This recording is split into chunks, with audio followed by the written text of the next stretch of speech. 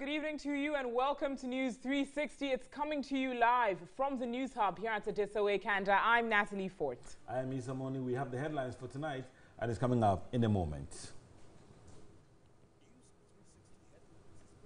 By Deluxipate.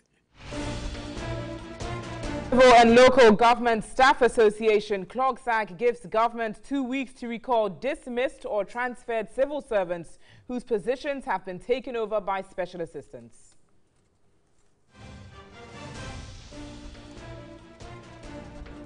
Also, Chief Justice inaugurates first solar-powered court at Winneba in the Central Region, and the Ghana Revenue Authority embarks on nationwide operation to impound uncustomed vehicles. Also ahead this evening, the Chief Justice inaugurates first solar-powered court at Winneba in the Central Region.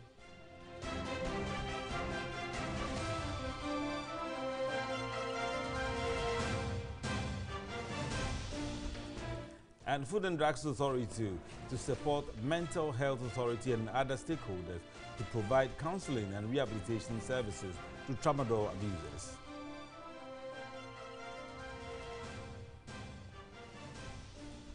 And on the foreign front this evening, Chad's parliament overwhelmingly approves new constitution that expands President Idris Déby's powers.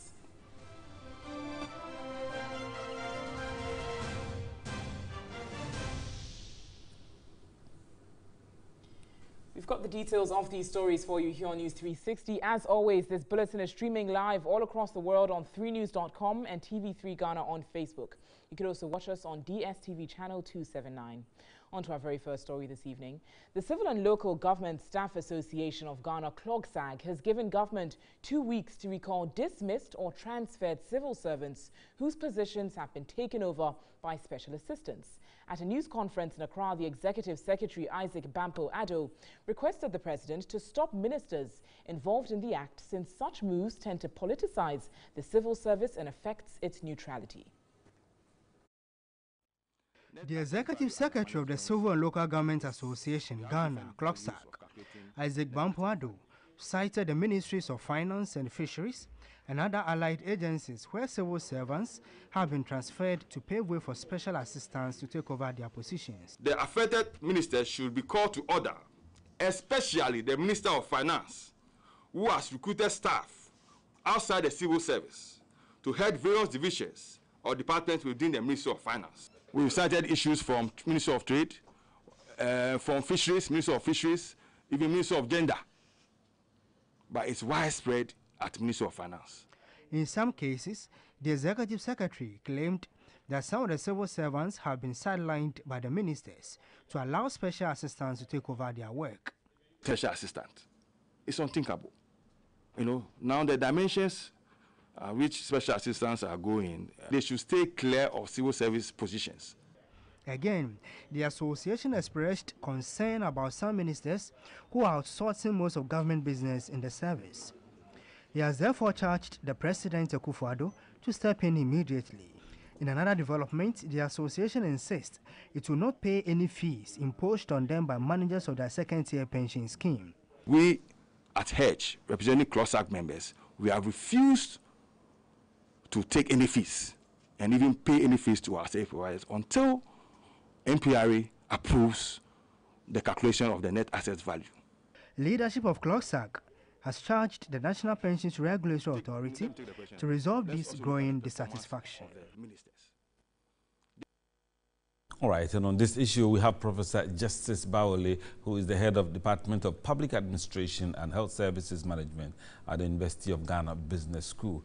Good evening, Prof, and thank you for your time.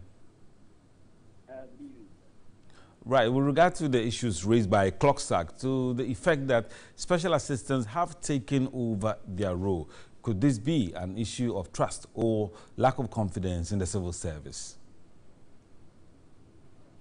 Well, I think this is a very complex matter, and to be honest with you, I would rather that the association that is making this allegation would come up with some better and further particulars on the issues. And I say that because I know that transfers are a normal process within the civil public services. And so if somebody was transferred, we need to know that it was born out of malice. That's why the person was transferred. If the person was transferred out of rules, because there are rules that govern transfer. If some people were transferred out of rules, I think it's important that those particular issues are brought up for discussion. It is the case that a minister of state may have a personal assistant, and it is because, in my view, these ministers have some issues that are particular to them and personal to them. And therefore, within the rules of the civil service, you cannot ask officials or officers of the service to do or run your personal errands for you. So, for example, a minister cannot ask a civil servant to go and pick his kids from the school. And so there are responsibilities that ministers may need one or two assistants on their personal accord. Under those circumstances, those people are supposed to be actually the employees of the minister concerned and not employees of the ministry in which or that they head. So as I say, we need to know exactly what the issues are. Are these people, but I guess the sense, and from the voice that you played, that they said people are taking over their job. Prof, these appointments of special assistants and technical advisors to the ministries always comes when there's a change of government and they kind of appoint their own people to come and assist them. Doesn't it kind of slight the competence of the civil service, and why is it not done in cooperation with their understanding of the role that these new people are coming to play? I was going to get there, and thanks for taking me there faster than I actually was going to go. The point is that this incident or issue of special and technical advisors has been, or assistant, has been a major issue in our public service. And what, from the voice and from my experience with the system, is that eventually they end up to be the ones that are doing the work that officers or officials should be doing. But I guess that the conversation is what you are taking us towards, that why is that happening? And I've had a course on many occasions to tell civil servants that let's remain true to our calling. True to our calling means that a civil servant will remain neutral, a civil servant will remain apolitical, a civil servant will remain anonymous, and a civil servant will remain ethical, and a civil servant will remain with a lot of integrity. These are the true callings of civil servants. And so if sometimes you get that people are given the cause to doubt these values of the public or civil services, and therefore things begin to happen. But I am happy that this is coming up. Let the particular ministries or ministers that are involved in this. But otherwise, I think the bigger conversation is that it is not healthy for us to consistently politicize the civil service by bringing in political appointees, by bringing in special assistants, technical assistants, who are all political appointees, who would eventually leave. And I spoke to this issue of the bloated staff list at the presidency and talked about the residue of political appointees. So a particular political party comes into power, appoints a number of political appointees, political assistants, and all of those guys. And when they are leaving, they don't go. Those people don't leave. They find their way into the mainstream civil service. And when that happens, the civil service consistently keeps increasing. And that's what I refer to as a consistent piling, or if you like, a consistent dumping of the residue of political appointees. That is what has led to the huge nature of our public service. So it is important that politicians are made to understand that you cannot do this because there are rules of engagement, there are rules for appointing people into the public services. They must go through ADVET, they must go through competitive process, we must go through the Public Services Commission, and people must be appointed to specific grades with specific conditions of service. Now, if that is not done, people who are appointed must see themselves as not having jobs, because when the political wind changes, then these people will have to leave. But also, it is important for us to consistently admonish our civil servants that if they don't live the ethos of the public service, then they make it easier for the politicians to manipulate the system. Right, Professor Justice Bawole, Head of Department of Public Administration and Health Services Management, University of Ghana Business School, we are indeed grateful for your time. In some other news this evening, the Ghana Revenue Authority has embarked on a nationwide operation to impound uncustomed vehicles. Deputy Commissioner for the GRA Customs, Idrisu Seidu, has warned that seized vehicles would be auctioned if the required duty and taxes are not paid within 30 days. Dubbed the anti-car smuggling operation, officials at the Customs Division of the GRA have been deployed to garages, some major routes, and the various customs checkpoints to seize vehicles illegally imported into the country. Deputy Commissioner, Customs Division of GRA, Alhaji Idrisu Seidu, explained that some vehicles will be released if owners are able to produce the relevant documentation. Every car has a chassis number. The chassis number is given by the manufacturer, and it is a code, normally of 11 digits. It shows everything about the car. From when we put it in our system, it will tell us when it came into Ghana and who brought it inside, all information about that car up to the registration. He warned car owners to do their due diligence before buying cars. Always urge that when you agree that I'm paying this amount for the car, visit the nearest customs office and we'll check it for you we'll check it free for you before you go and pay for your own safety. Because majority of those we arrest are actually victims of fraud. The exercise forms part of GRA's efforts at plugging leakages in domestic revenue mobilization. Most of these vehicles are reportedly brought into the country by road from neighboring West African countries under an Economic Community of West African States protocol. Under the ECOWAS protocol, to which Ghana is a signatory, citizens of member countries of the sub-regional body are permitted to temporarily cross over to other countries in the sub-region with vehicles for temporary use for a period of 2 weeks, which could be extended to 90 days. On arrival in the member country, the vehicle must be registered with the Customs Division of the GRA. Now, intermittent power outages have become a major challenge in smoothly running both public and private institutions. This may have called for a shift to renewable energy such as solar to reduce costs and stabilize energy flow. The Chief Justice, as part of his vision, targeting the installation of solar energy in all district courts across the country, has suggested this. Here's a report by Godfrey Tanam. One of the major challenges confronting the electricity company is the inability of government to pay utility bills of state institutions promptly. Bills forwarded to the Ministry of Finance are always locked up, affecting ECG's commitment to settle the power generators. The policy of government, therefore, is to integrate solar PV generation in state institutions with a target to install up to 200 megawatts of distributed PV generation by 2030 in both residential and non-residential facilities.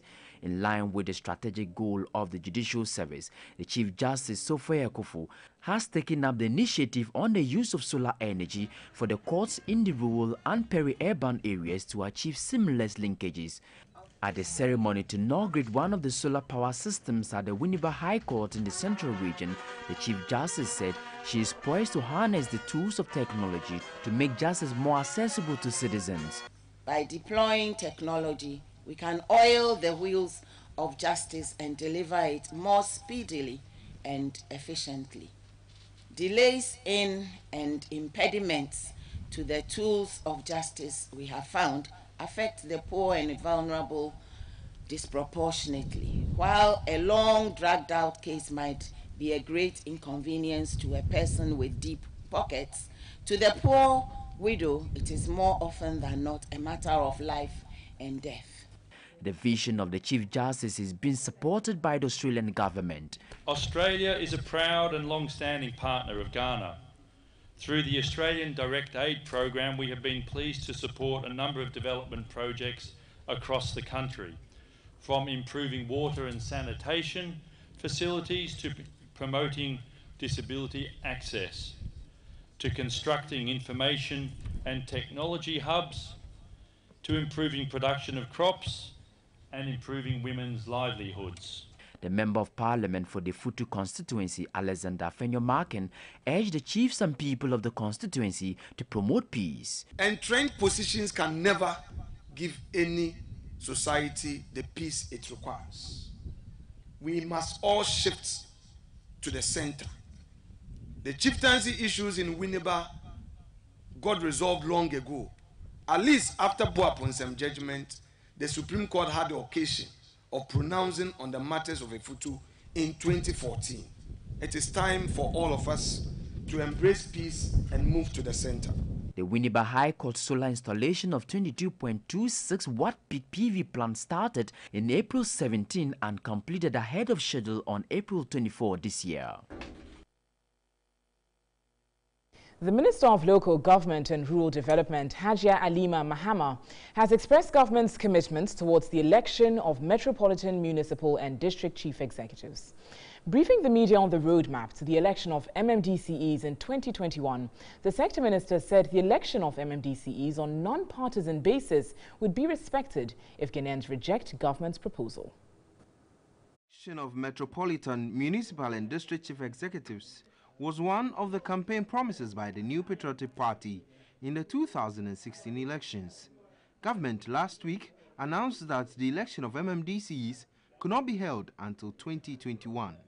As part of the roadmap for the election, a referendum is to be held in 2019 where 40% of Ghanaians must turn out to vote, with 75% voting yes to the proposal by government.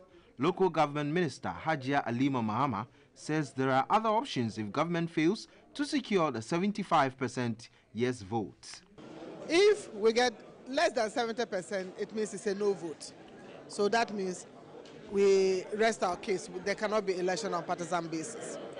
But we are talking to people, we are engaging. We think getting the elections done on a partisan basis is the best choice. Well, if it's a negative vote, we could still look at elections of MMDCs. That would then mean that we'll get the amendments through Parliament to test majority.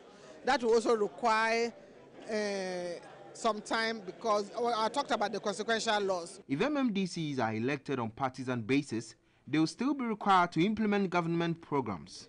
A local governance expert, Dr. Eric Oduosai, is of the view election of MMDCs on partisan basis is in order. When we get less than 75% voting yes, what it then means is that they don't want the election to be on partisan. They agree that DCEs must be elected, but not on partisan. So what it then means is that we go back to the status quo where DCEs are elected, but on non-partisan basis. The Deputy Minister for Local Government, Obi Amwa, says the push for the elections of MMDCs to be conducted in 2021 does not mean the MPP has run away from its campaign promise. As part of the roadmap to the referendum, government will establish MMDC's committee to review legislations and document, conduct 10 regional consultations and sensitization, and meeting with special groups in Accra. The referendum is expected to run alongside the District Assembly elections in 2019. Let's now bring you the weather report for the next 24 hours.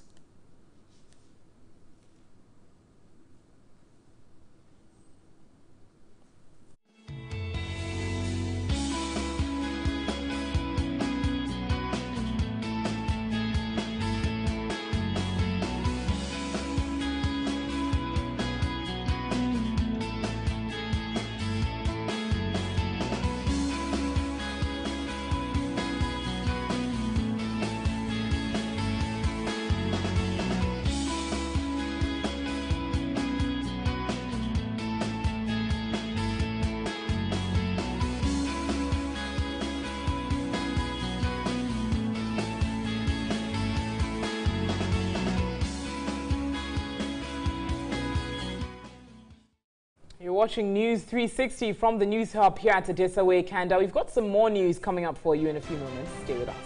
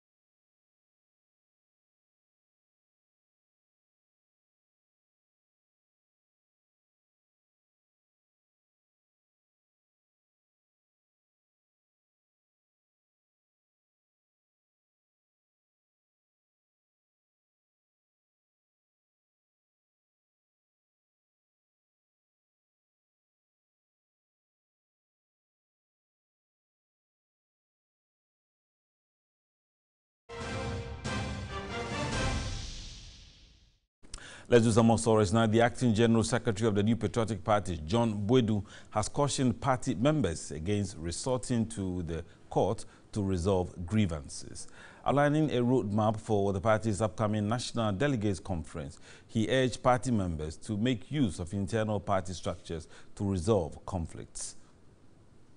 Nominations for the National Delegates Conference of the New Patriotic Party NPP will be opened from May 3 to May 10. The acting general secretary of the New Patriotic Party cautioned aggrieved members to exhaust internal party mechanism for conflict resolution. If any applicant is unhappy about the process, within 3 days can apply to the National Council of Elders, and the National Council of Elders' decision is final.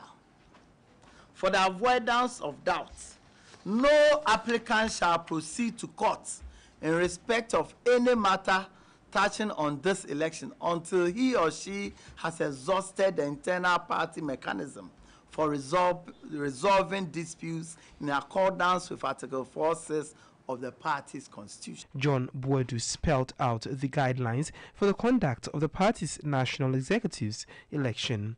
A prospective aspirant shall be a registered voter and shall prove with his or her biometric ID card issued by the Electoral Commission of Ghana.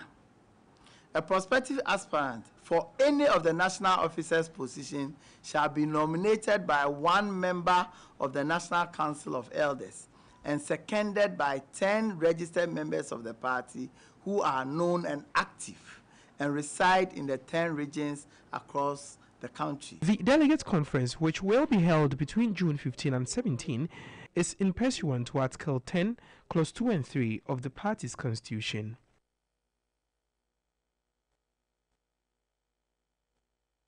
And still on John Boadu, the acting general secretary of the New Patriotic Party, he has criticized former President John Dramani Mahama for failing to act decisively on illegal mining. The former president had chastised the ruling government for its strategy in tackling illegal mining at a unity walk held in Kumasi over the weekend. The ban on illegal and small-scale mining has been in force for more than a year. Operation Vanguard, a combined team of security task force, has been at the helm of enforcing the ban. Former President Mahama, however, insists government strategy was not well thought through. Sir, soldier form illegal small-scale mining. No, bida. Also, we will bring a new mining law about regulating sa galamsey. Ama omo we ye no. Etimi aye enya bibi akwamano. If you put a blanket ban and then you send soldiers after the young people, that is not the way to go. As you stop illegal small-scale mining, at the same time you must put in place a livelihood package, so that as you are displacing people from illegal mining, they have something else to do. The acting general secretary of the NPP insisted the former president failed to address the menace during his tenure. The NPP also calls on all mining Ghanaians, particularly the media coalition against illegal mining, to join the party in condemning with all vehemence this unfortunate comment from John Mahama, which seeks to erode all the gains that the nation had made in the fight against illegal mining and its menace on the altar of political expediency. It is also most reprehensible, disgusting, repugnant, and unbecoming of a statesman. He said the government's holistic approach in fighting the menace has been hailed by the international community. The Food and Drugs Authority says it would support the Mental Health Authority and other stakeholders to provide counseling and rehabilitation services to abusers of Tramadol. Chief Executive Officer Delise Mimi Darko made the disclosure on the sidelines of a workshop on pharmaceutical crime in Accra. There has been an upsurge on the use of acceptable drugs without proper prescription in recent times, with the abuse of Tramadol on the rise. Addressing the issue, CEO of FDA, Delise Mimi Darko, attributed the menace to the porous nature of the country's borders. She explained that the easy access to drugs from unapproved sources, even though they may be legal medicines, contributes immensely to the trend of abuse. She disclosed that the FDA is working with other stakeholders to provide rehab services to Tramadol addicts. But we are collaborating with the Mental Health Authority to see how people who are already addicted can be taken care of. That doesn't fall under the mandate of FDA. But the Tramadol issue, it has to be intersectoral. It has to be agencies coming together. So we can give the information or stop the products from coming in or stop other people from using it. So by our education programs, we are targeting the people who have not started or the people who have started but may not be addicted. A pharmacist with the Narcotics Control Board, Basha Ligbe, indicated that his outfit, together with the FDA and relevant stakeholders, are working to ensure that victims of the recent Tramadol abuse cases are rehabilitated. Apart from the education aspects and the counseling that we administer to addicts, we at the Narcotics Control Board, we thought, well, we need to intensify the public education, strengthen, put system in place to check the influx. Head of Enforcement at the Ghana Pharmacy Council, Kofi Obing-Mensah, gave an assurance of the Council's commitment at ensuring only the right medicines are dispensed at licensed chemical shops across the country. See, when there's crisis, the first point of call in most of these areas is the chemical shop. So we are training them to manage crisis of Tramadol. And again, we are telling them that they are not supposed to stop, because during our rounds, intelligence that we pick and the facts that we saw, that some of them do retail them. The workshop, which is being held in collaboration with the Narcotics Control Board and the Pharmacy Council, is intended to highlight measures in preventing, combating and mitigating the menace of pharmaceutical crimes. It's still live here on News 360. We've got some business news coming up with Nanyo Kiamenta and Brampa. Stay with us. The business news segment is brought to you by MTN, Universal Merchant Bank.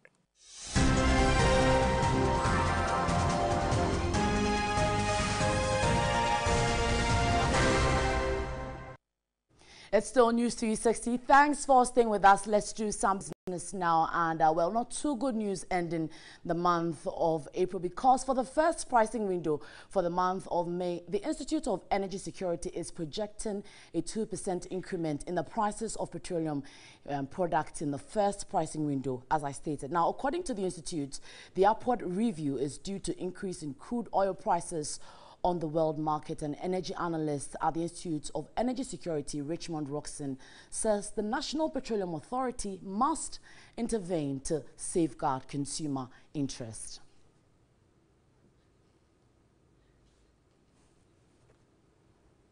Right, so looking at factors that really controlled the price, you will remember that for the second pricing window in the month of April, we saw prices of petroleum products increasing by 2% there. And consumers were worried because when there is a price decrease, you would have pump stations delaying when it comes to the price decreases. But once there's an increase, trust me, it goes on very early in the morning. So this is really the major contributing factor to the increase in petroleum prices there on the world markets. That is the crude oil price now hitting $75.17. Well, it was hovering around $73 in the morning. But as we're speaking now, it is $75.17, of course, with a price change increase of 0.53%. This has been named as one of the major reasons. Well, the cedi to the dollar has remained quite stable, even though it hasn't depreciated well. This would not be on the back that the cedi is doing well, but according to analysts, the cedi or the dollar is performing better here in Ghana because of the turf war between the USA and China in terms of the trade turf war they're experiencing. So that is also on the back of this 2% that we are likely to see. So as to whether it will really take effect at the pump stations. But we'll wait to see tomorrow when we visit the pumps to give you the exact figures of the petroleum products right there. So let's move on. And the Vice President, Dr. Mahamudu Bawumia, says government is to roll out auto-photo maps to give a clearer baseline survey on its automation drive to boost investor confidence. Dr. Mahamudu Bawumia was speaking at a forum to solicit the support of the private sector in that direction. Part of the support is to also help in digitizing land administration records to reduce the turnaround time in doing business.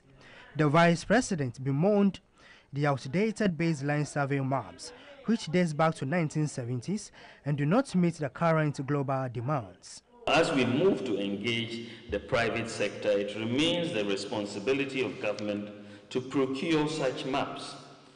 And I'm happy to inform you that the entire country will be flown this year, so that by next year we will have auto-photo maps for the entire country.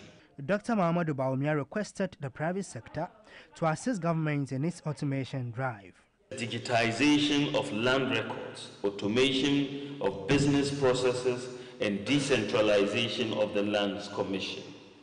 And second is the infrastructure for spatial data and spatial data management, which includes the establishment and maintenance of continuous operating reference stations. The Lands and Natural Resources Minister, John Peter Mewu, is confident the automation of land records will deliver quality services. To date, the Land Commission, in collaboration with the ministry, has borrowed quite close to over $100 million from the World Bank through its land title administration processes and reforms. The land title delivery has gone from bad to worse.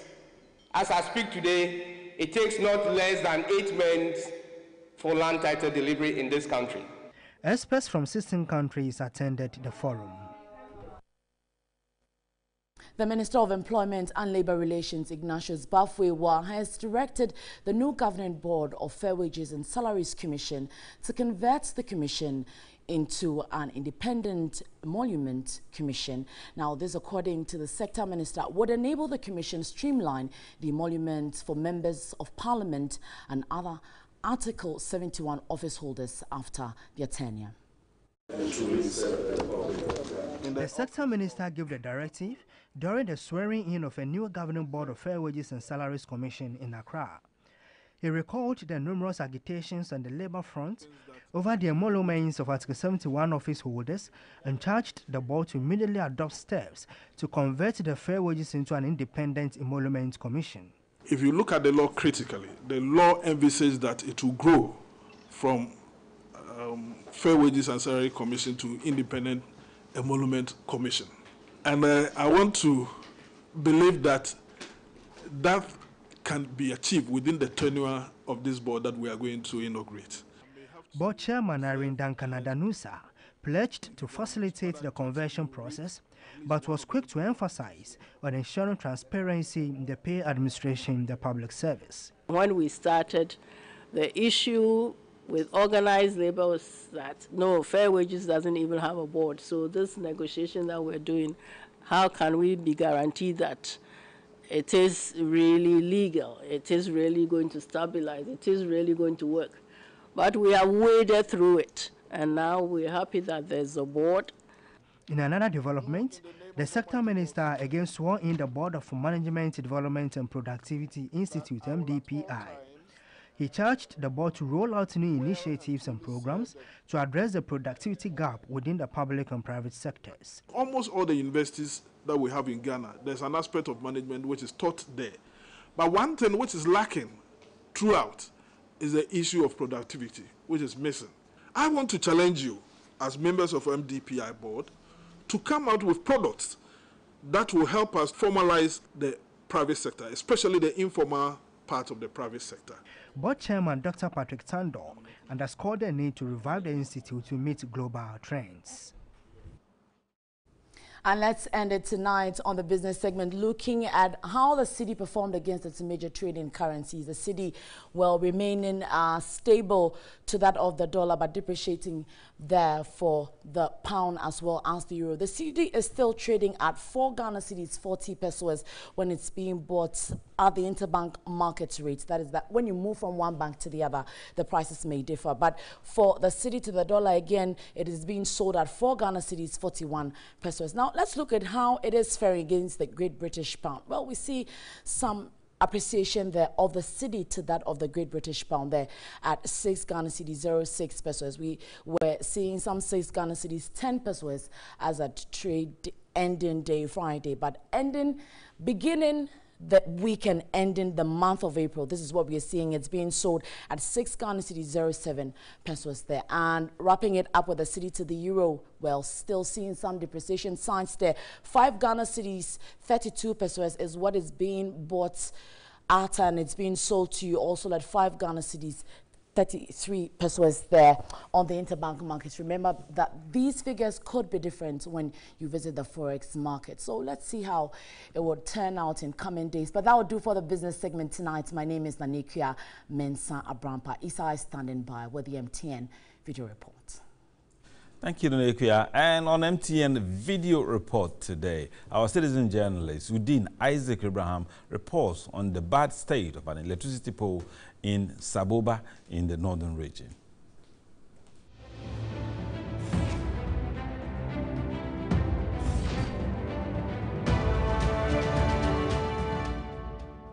This pole has been broken and it has been left like this for almost 6 years now. Others are also at the verge of falling because they have been devoured by termites. My name is Udin Isaac Abraham, citizen journalist, Saboba in the northeastern corridor.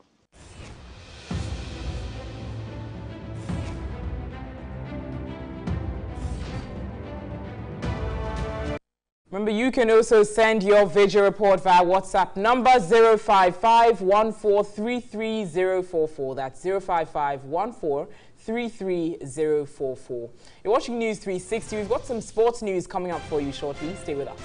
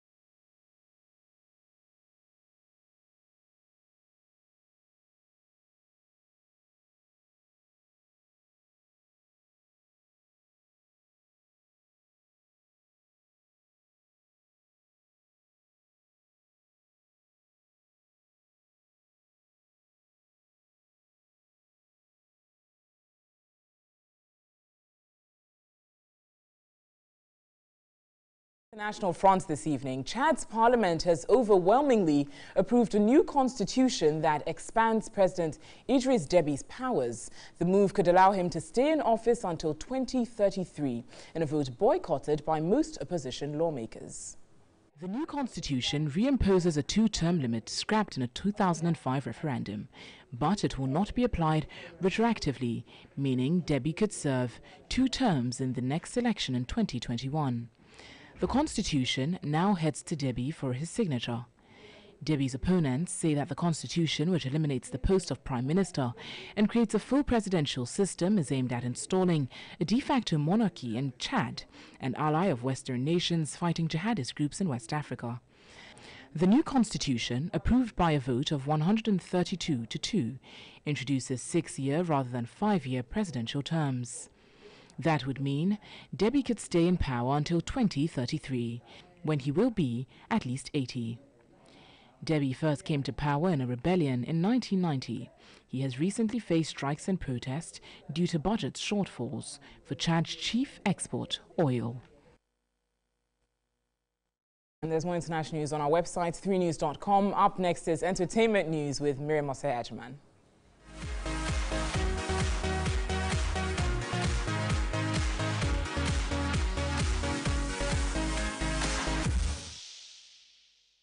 Hello there, and thanks for staying with News 360. Let's do some entertainment news. We'll start with the late Jewel Aka. Now, in a career that spanned over 4 decades, the late hip lifer Jewel Aka remains one of Ghana's topmost musicians. His unquenchable passion for music saw Jewel, the pride of Nzemas, win many laurels. Here are scenes of some unforgettable golden moments of Jewel's career.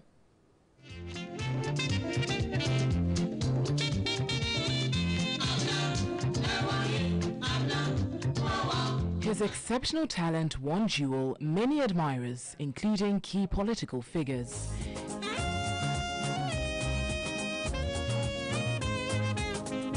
The Asumdre Hene composer and father was a lovely family man.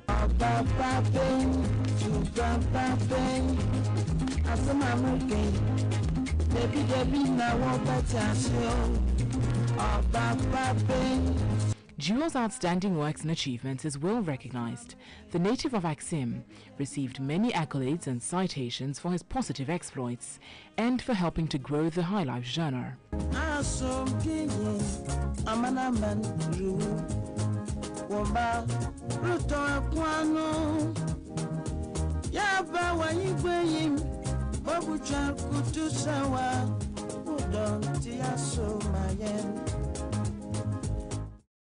Well, he may be gone, but his music surely will live on for a very, very long time. Away from music to MTN, because lucky subscribers of MTN were thrilled after a watch and dine cinema experience in Kumasi with the premiere of the blockbuster movie Avengers Infinity Wars. The initiative by MTN is to appreciate its loyal customers by creating a memorable cinema experience for them. Lucky MTN subscribers trooped to the Watch and Dine cinema at the Kumasi City Mall to be entertained with the premiering of the new superhero adventure movie, Avengers Infinity Wars. Area sales manager of MTN Ghana, Tofik Mumin, said the initiative was born out of the company's desire to always strive to excite its customers.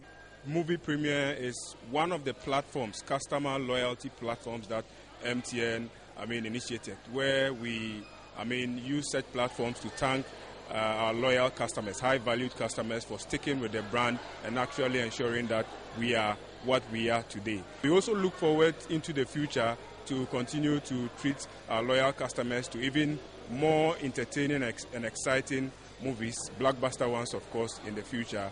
And that's our aim, and we hope that it will come to reality. Patrons were elated about the treat. I want to say thank you to MTN because it was a very lovely experience, and I would always want someone to win it as well.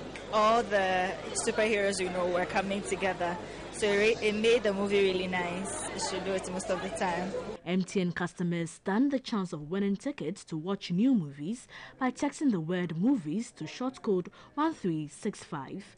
The Watch and Dine cinema concept is an outright novelty worldwide and features a delightful fusion of the comforts and coziness of a plush movie theater with the pleasures of nourishment derived from a good restaurant or eatery. And finally, for tonight, hip lifestyle Wiser Grade has been fined an amount of $8,400 by an Accra Circuit Court for showing his manhood on stage during a live performance back in December of 2015.